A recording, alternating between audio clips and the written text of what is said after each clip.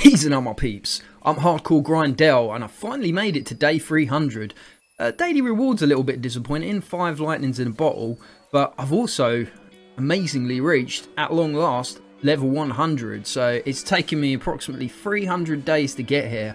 And I just wanted to show you guys some of my best items, builds, weapons, heroes, that sort of thing. So let's dive in balls deep and check out some of my best loadouts. Master Grenadier ULTIMA wave clear build. I would say this is my go-to standard build. This is probably the build I play more often than any other. Master Grenadier in main, Wukong in support with his assault damage bonus, and Plasma Specialist Iza for her frag grenade affliction tactical squad bonus. But I tend to play this build with this combination of weapons: a Hydra, a Gravedigger, and Obliterator sniper rifle. So my Hydra is just sort of used for general wave clear. Once you max out the perks, it actually gets explosive headshot damage, as you can see there, which is really handy for clearing mobs. Because as long as you land the headshot, oh my god, it's one of those boss dudes. Let's just lay into him with this bad boy. So the Hydra's good for wave clearing. This is your DPS cannon. And then I've got my Obliterator sniper rifle, which, if you ask me, it's the best sniper in the game. Mega powerful. Explosive headshot damage as well, and because it does so much damage, it just wrecks everything stood around your primary target. And then, as you can see here, the grenades are for your general purpose wave clear. Look at that, beautiful. It's a thing of beauty. This combo for me, it's been my staple. Really enjoy playing it. It's a lot of fun, this combination. You don't tend to have to craft guns too often. Because of the grenades, you're wave clearing with grenades more than anything else. So you're only really using your guns for the tankier stuff and the stragglers. So it works very well if you're looking to sort of conserve your resources. If you're running low on, you know, Shadow Shard or Sunbeam or whatever it may be, it's a good one to play just to sort of help you restock on your supplies. And also, you know, it does work. It's not the best DPS build, but you can knock down tanks and whatnot with it, as long as you've got a decent assault rifle. So my 130 Gravedigger, to be honest, it pretty much wrecks everything. And let me just show you this Obliterator, how powerful this bad boy is. Look at that. Oh, it's just an absolute beauty. So the way I've built it is with headshot damage and a bit of crit, so that basically if it does crit, it will pretty much one hit the tankier stuff, so the laser eyes, that sort of thing. Clear that lot with a grenade. And if it doesn't one hit, it will 2 hit. So, you know, worst case scenario, you have to fire 2 shots at the tankier stuff. Look at that, carnage. She's a great all-round hero, and if you haven't got her already, I strongly suggest that you look to start saving up and invest in recruiting her from the collection book. She's just the best wave clearer. Look at this. Look at the carnage. These level 100 husks don't stand a chance against my grenades. Look at that. Boom shakalaka. I'm out of grenades. This is the only downside, but then you've still got shockwave. Is it? What the hell just happened to my health then? I don't know what happened there. That's a bit odd. Gravedigger for the tankier stuff. Oh my god, these fellas are going mental and I'm down like a sack of shit. But you get the general idea. It's a powerful build. Pistol DPS ultra farming build. Next up is my Outlander DPS build. So for this particular build, I'm playing with Ranger Deadeye in main, who's got some pretty impressive pistol buffs. Then I've got Ranger Beetlejuice in support, who's got a 24% increase on pistol damage via hip shot. And then Gunblazer Southie in my tactical slot, which gives me ammo basically. When I smash a llama up, it will drop ammo among all the other usual treats. So pretty decent build just for DPS on pistols and also general farming. So in this particular build, I tend to play my Vindertech Burster in my primary slot as a sort of general purpose wave clearer, and also to pick off stragglers and things like that. Freedom's Herald for wave clear, and then my Bald Eagles, you can see here, is my kind of DPS cannon. They're a bit weird, those fellas, they just randomly explode sometimes, but yeah. So this combination works really well. You could arguably play an Obliterator in your in your tertiary slot there rather than a bald eagle as a sniper option. But I like to play the bald eagle because it is very powerful, and it does obviously work well with the skill set of a ranger class with all their pistol perks. But yeah, so my Freedom's Herald here, you'll see in a second, this is my general purpose wave clearer. It's great for dealing with those densely packed mobs. As you can see, it clears them all out very quickly, pretty much one-shot everything. And then I use this bad boy just to pick off the stragglers. The Vindertech arguably is not the best sort of primary pistol option, but I just like to play it because it's, you know, it's a fun gun to play. And let's face it, when you're playing Fortnite, it's not always about having the best weapons in your locker, but sometimes just using those weapons that you enjoy playing the most. This is probably the combo that I played most early game, not so much late game. Late game I tend to play soldier class more just because it's a little bit easier, to be honest, and you do, as I said earlier, if you're playing as someone like Master Grenadier, you do conserve a lot of ammo. But this is a nice option just to change things up. I love the maneuverability perks of the Ranger class, so being able to dive in and out of mobs like this just makes it a hell of a lot easier to stay alive and to get yourself into a good position to clear the mobs out. And then I've got my bald eagle. I haven't got any sort of tanky stuff to demonstrate it on here at the moment, but I'll show you in a minute. The bald eagle's great for dealing with the tankier stuff. So the huskies, boom, one-shot headshots, and laser eyes, and you know, even smashers. It will work well on smashers. You have to have the right element, admittedly, or it's a neutral one. It doesn't matter then. But it's a great gun for dealing with those bigger threats. This one there, let's get this fella. Oh, completely missed. But I generally use my bald eagle to deal with the tankier stuff.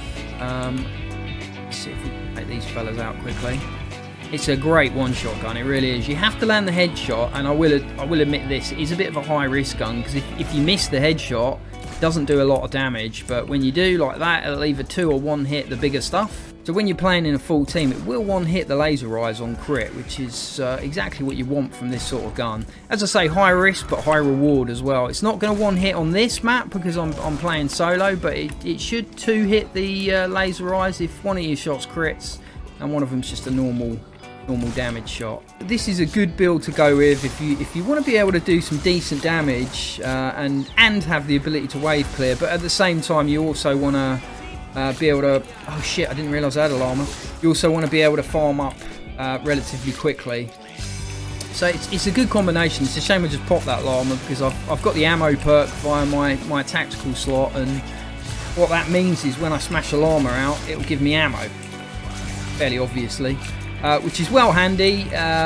Again, it just means, you know, you don't have to bother crafting ammo really with this build. And even if you play this one intermittently, so you don't have to play it all the time, you know, you play your soldier, ninja, constructor, whatever, you just switch out to this build every now and then. It just gives you the ability to get some resources and ammunition back. Ultima power farming vampire build. And this is my primary farming build. So I've got Bloodfinder AC in my primary slot there, who's a Pathfinder. So Bloodfinder is quite a rare one from the Halloween event, but there are other Pathfinder options in the standard collection book. He's basically got the best farming perks. He's got Diamond Llama, he's got pickaxe perks, all sorts of things that help out, and increased chance of finding double loot as well. And then in my support slot, I've got Recon Scout, Eagle Eye in this case, who again increases my chance to find double loot. And then I've got Gunblazer Southie returning, who I pretty much play in all my Outlander builds, which just gives me that extra ammo.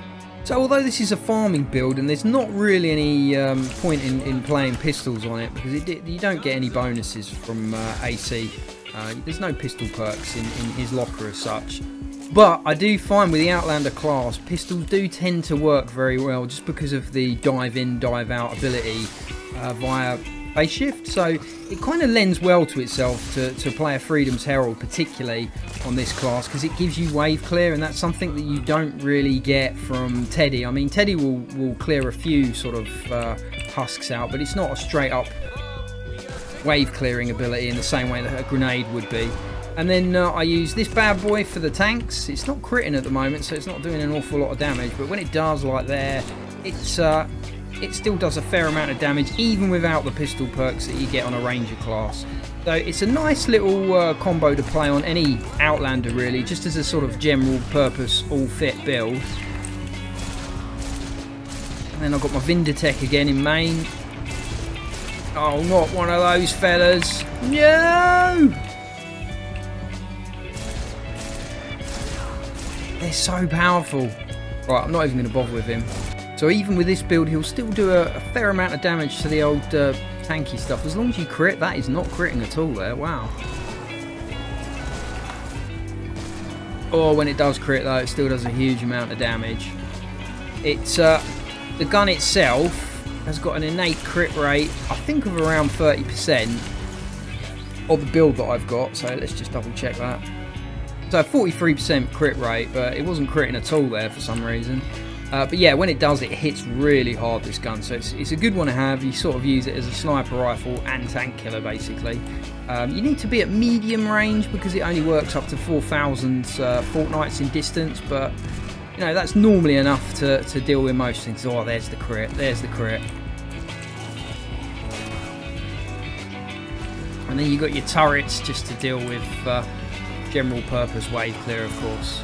The great thing about the Bald Eagle as well is the knockback on it is almost guaranteed. So every shot, if you've got a laser eyes on you or whatever it, all shit missed, or whatever it may be, look at the damage when it does crit.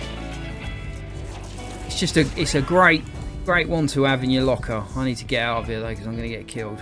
So the main benefit of playing as this class is the farming perk. So I'm going to do a storm chest. I've got 2 turrets here that I'm going to pop up, which you should always be doing on your storm chests if you're not already. Get these fellas down. And yeah, it's just a great... Oh shit, got wrecked by that fella. I didn't even see him there. It's just a great way of upping your farming tally though, basically. So if you play this build when you go on farming missions, you will farm up one hell of a lot quicker than you would normally. Oof, you get the double loot bonuses and you get the diamond llama as well. So if you pick up a llama, it's sorted. So this, in my opinion, is the build to go for if you just want to farm, basically. It's not a great DPS build or wave clear build particularly. That's not what it's for. It's just a good one when you're playing purely for storm chests. So if you're playing in a team of 4 people and you all go in as pathfinders, it will make your...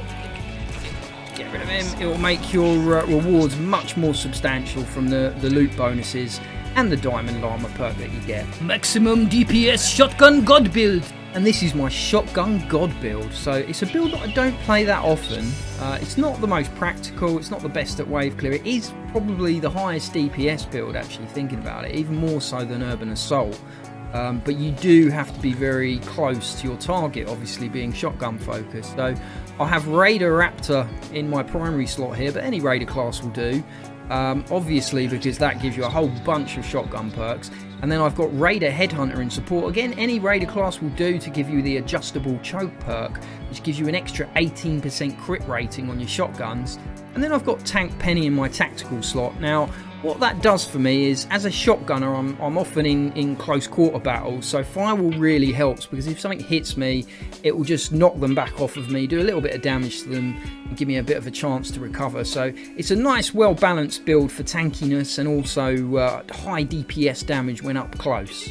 I tend to have in my primary slot something for wave clear, so I'll generally use either a Thunderbolt shotgun or a Dragonfire shotgun, one or the other. They're both pretty good for wave clear. Dragonfire works well on DPS as well, so it kind of fulfills a double purpose there. The Thunderbolt though, because of the width of fire, it is great for the low level stuff, so in 1 or 2 shots it will generally clear out a low level mob. And then for DPS and tank killing, I've got my Tiger Jaw shotgun. I sometimes play a Helion shotgun in that slot. It just gives you a little bit more range, and it's really good on like laser eyes and the husky husks, that sort of things. When it crits, it hits really friggin' hard. I haven't actually converted that one yet either. It hasn't gone through the recon bobulator. It just came with, I'll show you actually, it just came with kind of flat damage perks, a bit of fire rate and a bit of reload, which worked really well on it. So haven't touched that one as yet, but I think I will do at some point. And then in my tertiary slot, I tend to go with the Obliterator sniper rifle again for the ranged stuff. Always comes in handy, but you can have a rocket launcher or even a helium shotgun in that slot. Works quite nicely, depending on your tactics and play style. In fact, let me get the helium shotgun out just to show you guys why I like it so much. Now, the thing about the helium is it's got pen on it, so if you hit... Oh, there's my penny perk coming into action. It will shoot straight through things, basically.